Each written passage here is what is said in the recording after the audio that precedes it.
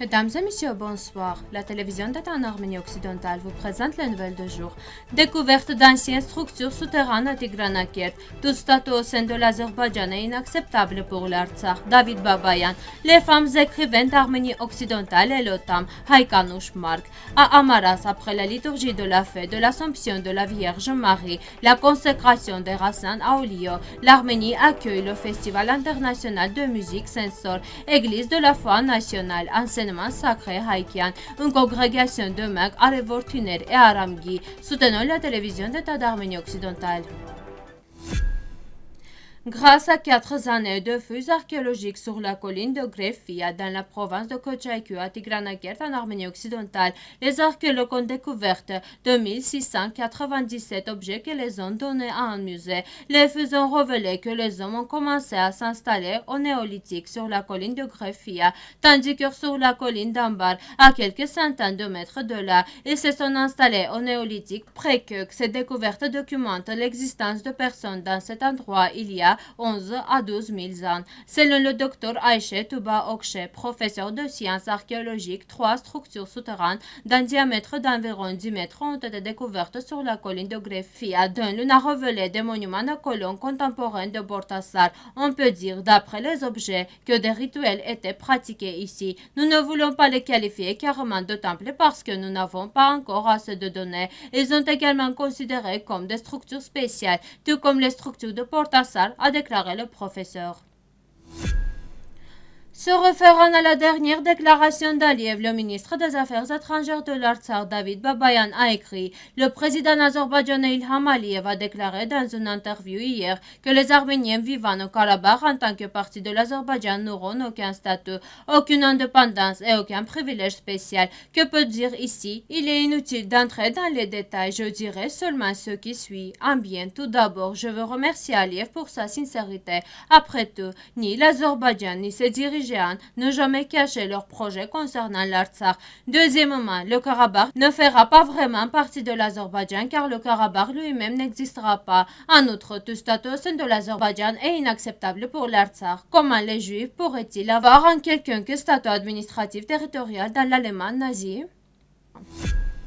Haïkanouch Mark est né le 14 février 1883 à Constantinople de Markar et Yeprax Topouzian. Il a fréquenté les écoles de Maître Tou à Yozbach et Seor. Il a obtenu son diplôme de l'école secondaire de Yesayan en 1898, devenant un élève de Zapel à Satour et atteint son dit successeur. Il a ensuite poursuivi son éducation par des cours privés. Son professeur était Jacob Gurgen, un enseignant et un connaisseur renommé. Parallèlement, elle a travaillé comme enseignante à l'orphelinat de l'hôpital national, puis a passé 8 ans à enseigner au lycée féminin Neuchâtel de Nicorosian. La présentation publique d'Haïkanouch Mark résume les enjeux de la libération des femmes. Il correspondait également avec les périodiques Burak, Hayastani, Kochnak et Jeunes femmes arméniennes. En 1919, Mark a fondé à Constantinople un magazine intitulé Armenian Woman, dont le but était d'accroître le rôle des Arméniennes dans la vie nationale et de développer le monde intellectuel des femmes arméniennes. Le magazine avait des correspondants même à Paris et aux États-Unis. Le magazine Haikian a été publié 2 fois par mois jusqu'en 1932 sous la direction de Mark. C'était l'un des principaux magasins et langues arméniens publiés après le génocide. Le 14 août, en la fête de l'Assomption de la Sainte Vierge Marie, le primat de diocèse d'Artsakh de Tervertanes, l'évêque abrahamian a célébré la sainte et immortelle liturgie au complexe de monastère d'Amaras. Après la liturgie, le rite de la consécration des racines a été effectué. La bénédiction de la récolte symbolise l'abondance des cultures et des bonnes choses pour toute l'année. Les communautés de voisinage ont préparé des pavillons autour du monastère exposant leur récolte de l'année. Une réception a été organisée pour les personnes présentes ainsi qu'une exposition est en vente. L'Arménie occidentale félicite les Arméniens pour cette fête. Avant le génocide, cette fête était également célébrée en grande pompe en Arménie occidentale. Le Festival international de musique et d'art contemporain Sensor se déroulera du 10 au 12 septembre en Arménie à l'Observatoire Herun Dorgov. Plus de 80 artistes du monde entier se réuniront sur les 4 scènes musicales de l'événement. Un vaste programme artistique est prévu pour le festival avec des artistes médiatiques de renommée internationale. Le point central de l'Observatoire est le radiotélescope de 54 mètres, symbole de l'événement, et la plateforme d'installation des médias LACE. Sensor est un festival à part entière qui dure 3 jours. Un camping est organisé où les clients peuvent planter leur propre tente ou louer une tente existante.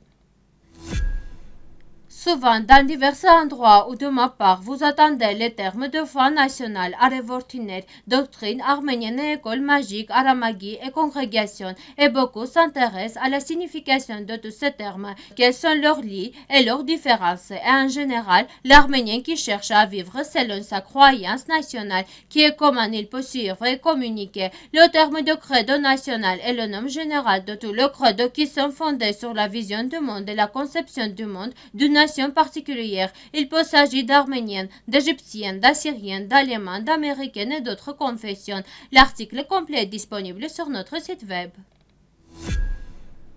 Chers compatriotes, la télévision d'État d'Arménie occidentale ne fait pas de publicité privée. Notre travail vise à préserver et à développer le lien entre nos compatriotes et la patrie. En ce moment historique, nous avons toute la responsabilité de soutenir nos revendications nationales afin de relever les défis auxquels nous sommes confrontés ensemble et parvenir à l'établissement de nos droits justes, qui sont malheureusement ignorés dans les relations internationales contemporaines. Notre combat est long, mais la victoire est inévitable. Dans cette longue et difficile lutte, nous avons besoin de soutien de chaque Arménien. Ensemble, nous pouvons faire plus.